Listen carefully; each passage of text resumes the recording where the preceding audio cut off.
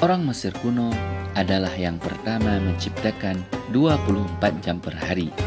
Patokannya bayangan matahari dan posisi bintang di langit.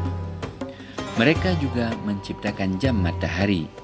Kendati bangsa lain seperti Tiongkok, Babilonia, Yunani,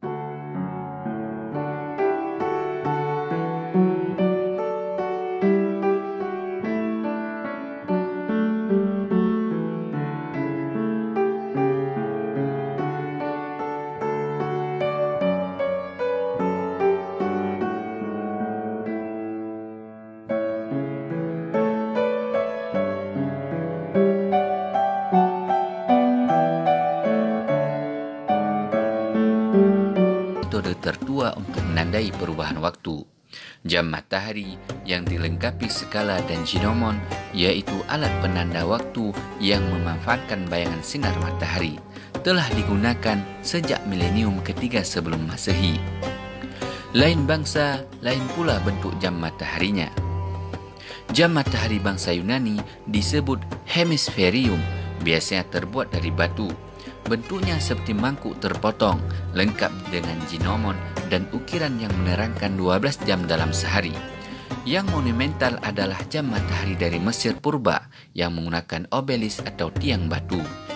Jam matahari memiliki kelemahan, yakni bergantung pada cuaca dan sinar matahari. Perkembangan ilmu pneumatik, yaitu tentang tekanan udara dan fenomena hidrolik, menjadi pendorong munculnya jam air. Klip sidrai atau jam air ini terdiri dari bejana sederhana berisi air yang menetes keluar melalui corong. Tetesan air inilah yang menjadi ukuran waktu. Jam ini berkembang di India dan Tiongkok pada milenium pertama sebelum Masehi. Jam pasir juga tak bergantung pada cuaca maupun matahari. Bentuknya dua tabung kaca yang terhubung tabung sempit di tengahnya. Pasir mengisi bagian atas yang akan mengalir ke bawah sebagai penanda waktu. Bangsa Yunani pada abad ketiga menggunakan jam pasir untuk menandai waktu bicara dalam senat. Sementara di daratan Eropa, jam pasir dikembangkan oleh Louis Franc, seorang pendeta katedral di Prancis. Untuk menandai waktu selama berdoa di malam hari, biara Cluny yang berada di Burgundia, sebuah kota kecil di Prancis, membakar lilin. Kebiasaan ini lazim dilakukan biara Kristen di Eropa pada abad pertengahan. Penggunaannya lalu meluas dalam kehidupan sehari-hari. Misalnya, digunakan untuk menunjukkan durasi waktu lelang barang dan pemilihan pemimpin. Pada akhir abad pertengahan, orang Eropa mulai memikirkan penunjuk waktu yang lebih tepat. Para pembuat jam menggunakan roda bergerigi untuk mengatur escapement atau alat pengatur gerakan jam. Untuk menjaga interval putaran gerigi, dipasanglah semacam batang atau foliot dalam posisi mendatar. Deskripsi rinci dari mekanisme jam model ini ditulis oleh Giovanni de Dondi, seorang profesor astronomi dari Padua, Italia pada tahun 1364 Masehi dengan judul Dua Tractus Astari.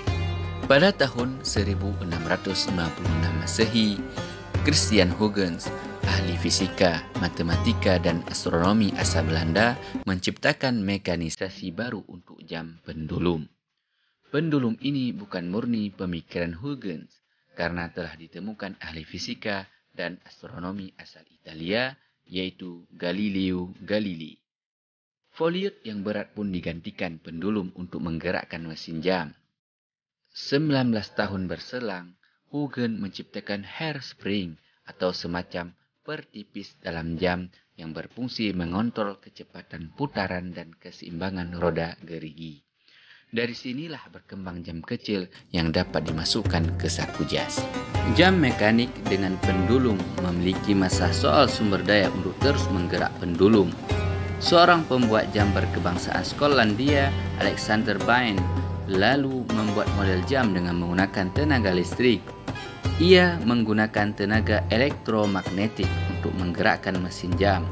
Bain mematenkan jam elektriknya pada tahun 1841 Masehi.